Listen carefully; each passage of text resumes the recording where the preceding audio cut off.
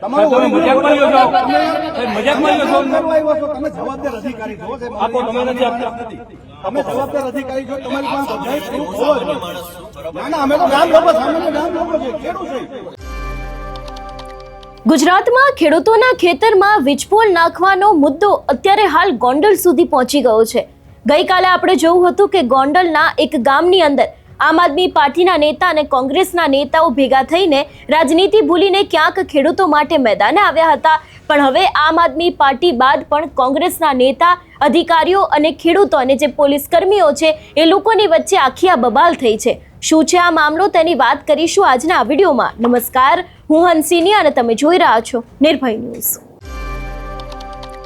ખેડૂતોના ખેતરમાં વીજપોલ નાખવાનો આખો મુદ્દો સામે આવ્યો. આપણે જોયું કે આની શરૂઆત સુરેન્દ્રનગરના કોંઢથી થઈ હતી. એ બાદ મોરબીના જેતપરના ખેડૂતો પણ મેદાન આવ્યા અને અત્યારે હાલ જ્યારે ખેડૂતોના ખેતરમાં આ કામ ચાલી રહ્યા છે તો દરેક જગ્યાએ ક્યાંક ખેડૂતો છે એ લોકો ક્યાંક કામ અટકાવી રહ્યા છે, તો ક્યાંક વિપક્ષના નેતાઓ છે એ લોકો પણ સરકારની સામે પડી રહ્યા છે. પણ હવે રાજકારણને લઈને અવારનવાર ચર્ચામાં આવતું ગોંડલ પણ આ વિષયથી બાકાત રહ્યું નથી. ગોંડલમાં પણ ક્યાંક વીજપોલ નાખવાની કામગીરી છે તે શરૂ કરવામાં આવી હતી અને એ બાદ આમ આદમી પાર્ટીના નેતા અને કોંગ્રેસના નેતાઓ પહોંચી ગયા હતા.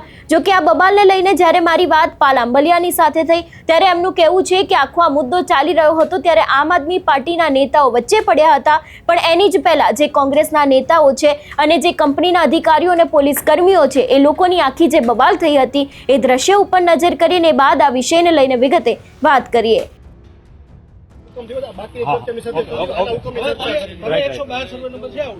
ગ્રામ પંચાયતની જમીન છે, સ્પષ્ટપણે લખેલું છે અને નિયમ છે. ગ્રામ પંચાયતની ગ્રામ પંચાયત ઠરાવ કરે ને મંજૂર આપે ને ગ્રામ પંચાયત ગૌતમ જમીનમાં કામ કલેક્ટર કીધે ન થાય, નો મામલતદાર કીધે થાય. તમારી પાસે ગ્રામ પંચાયતની મંજૂરી છે? નહીં, તમે બાબત નહીં તમારી પાસે. આજે મેં ટીડીઓ ને ફોન કર્યો, ટીડીઓ મને એમ કહે છે કે ગ્રામ પંચાયત નું કઈ ન હાલે. અરે એવું હવે થોડું એક કામ કરો, તમને કોણ હુકમ તમે જવાબ તમે તમારી પાસે 112 નંબરનો સર્વે નંબર ગ્રામ પંચાયતને જરૂર શું છે તમારે? બધું કલેક્ટરને આધીન કરી નાખો. ટીડીઓ સાહેબ મારી હારે અત્યારે વાત કરી કે ગ્રામ પંચાયતમાં કે કોઈને પૂછવાનું હોય, ડાયરેક્ટ કલેક્ટર હોય કે ઓર્ડર આપી શકે. તો કલેક્ટર સાહેબના ઓર્ડરમાં ખાલી અમને અહીંયા સર્વે નંબર બતાવી દો ને. હાલો, તમારી પાસે સર્વે નંબર વાળો કોઈ કરેલી છે વાંધા અરજી, એના માટે હિયરિંગ છે, સમય આપ્યો છે અમને સાહેબ. એની પહેલા તમે કાવી રીતે કામ કરો?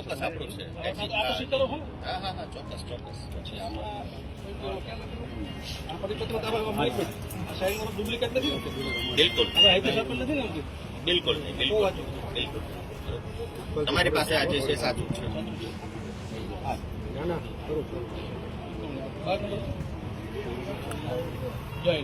જો ટ્રાન્સમિટર લાઈન થોડી સરકારી પડતર જમીનમાં સરકારી ખરાબામાં અથવા કોઈ પણ સરકારી સંસ્થાઓ એટલે ગ્રામ પંચાયત થઈ તો માનવું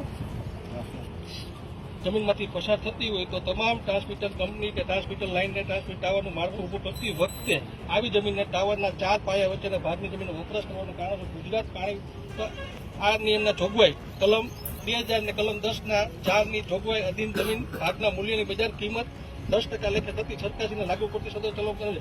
આની મંજૂરી લઈને પછી તમારે થઈ જાય જમા કરાવવી આની રહેશે પહેલા જમા કરાવ્યા પૈસા એના આધાર. તો એમ જ કહું છું કે આ બાબતે તમને કઈ પણ જાતનો ડાઉટ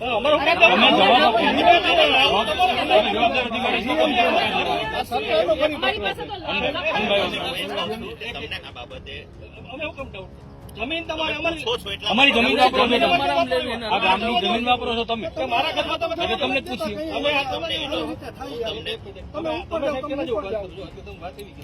મારા ઘરની જમીન તમે લેવા આવો છો અને મને ડાઉટ હોય મારે કોઈને પૂછવા જાવ એ કેવી રીતે તૃપ્તિ બની? લેવા તો તમે મને કરી શકે કે હું જમીન લેવા જ આવ્યો છું વપરાશ શું છે? વપરાશી હક લેશો આમાં પાણી પુરવઠા અધિનિયમ 2000 તમે સાહેબ મને જો આ એક તો ગ્રામ પંચાયતના નિયમ મુજબ તમારે આ ગ્રામ પંચાયત ખોલો, ગેડા છે તમે? ખોલો. પછી તમને જેને હુકમ કર્યો છે એ હુકમ, અને બીજી જો કલેક્ટર ડાયરેક્ટ હુકમ કર્યો તો ચાલશે નહીં.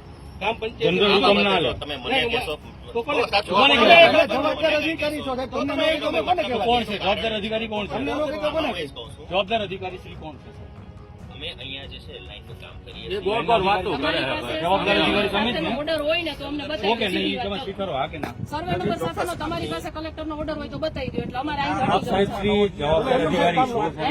તમારી પાસે પૂરી પછી તમે સાહેબને અમારે કહેવું તો પછી સમજાવવું પડે કે તમે ખોટા આને રક્ષણ આપો હવે તમને એ જ કહું છું. અને નિયમ બીજું સાહેબ સાહેબને ખબર અમે જવાબદાર અમારા અધિકારી છો ને ખાલી સર્વે નંબર તો સાથેનો તમામ order કાગળો હોય તમારી પાસે છે. હોય કાગળો આપો હું તમને એ જ કાગળો આપો આ 112 નંબરનો હુકમ આપો પણ જાતનો તમને વાંધો અમને 112 નંબરનો હુકમ આપો તમને આ કામ રોકવાની તમને સત્તા છે કે નહીં? તમને વાંધો હોય તો ભેગા જ ન કયા 112 નંબરનો હુકમ આપો ના આ ઓર્ડર આવી ગયા પછી મારી કોઈ ઓર્ડર લાવો તો પછી અમે તમારી ઓર્ડર લાવો 112 જેની પાસે સત્તા હોય એમને બોલાવો.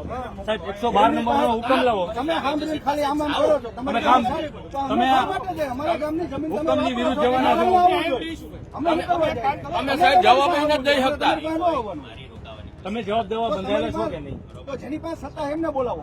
એમને બોલાવો તમારા નામ આવતું તેમને બોલાવો બીજું રહેવા દો ભાઈ સર્વે નંબર સાથેનો ઓર્ડર માંગો ને એની પાસે પણ એની પાસે સત્તા નથી તો પછી કામ બંધ કરવું પડે સર્વે નંબર હવે સાથે તમારા કાગળો સાહિત્ય અને અહીંયા સાહિત્ય હાથને રાખવું પડે કામ ચાલુ હોય એ તો તમને ખ્યાલ જ છે તો સાહિત્ય તમે કેમ આપતા તમે તો નથી ઓર્ડર બતાવવા રાજી નથી. તમે નહીં, ઓર્ડર ઈ ઝેરોક્ષ બતાવવા રાજી નથી. તમારો તમે મજાકમાં લ્યો છો તમે સાહેબ મજાકમાં લ્યો છો કામ કરવા આવ્યો છો. તમે જવાબદાર અધિકારી છો. સાહેબ, આપો, તમે નથી આપતા. માણસ નથી.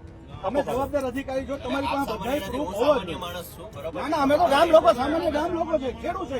અમને કાંઈ ખબર નથી પડતી. અમે તો હાવ અભણ કાગળો વગર તમે કામ ચાલુ અમે રાખવાના છો ખેતરમાં મન પડે ને થાંભલે નાખી કાયદા દઈએ. વિરુદ્ધ તમે કામ અમને કરવાના ચાલુ જ્ઞાન નથી એટલે રાખવાના તમારા ખેતરમાં અને અમારા હવે એક ગૌચરમાં જ જમીન સીધી એના- વાત છે તમે સર્વે નંબર સાથેનો ઓર્ડર આપી દો તમે આ બાબતે નહીં આ બાબતે સર્વે નંબર તો સાથેનો તમારે order અવાજ નહીં, સાહેબ. તમારે અમારે અવાજ જ નહીં. એ વનભાઈ, એક અહીં તમે મિનિટ. કામ કરો એનો વાંધો છે તો વાંધારથી સામેનો સર્વે નંબર સાથેનો ઓર્ડર લઈ આવો ને તમે કલેક્ટરનો આ કાયદાકીય બીજી કાગળો ક્યાં બીજી વગર કામ- માથાકૂટ જ કરવાની જરૂર છે કામ ચાલુ રાખવા માંગો છો કાયદાનું ઉલ્લંઘન કરીને કામ ચાલુ રાખવા માંગો છો કે કામ બંધ કરો તો અમે કાગળો આપો ખરેખર જે કામ- બોલી જવાનું, એમાં કાંઈ નહીં. બિંદાસ, બિંદાસ. વાત સાંભળો હવે અત્યારે હાલ એક તરફ ખેડૂતો દ્વારા જે નવી વળતર નીતિનો પરિપત્ર છે એનો વિરોધ કરવામાં આવી રહ્યો છે.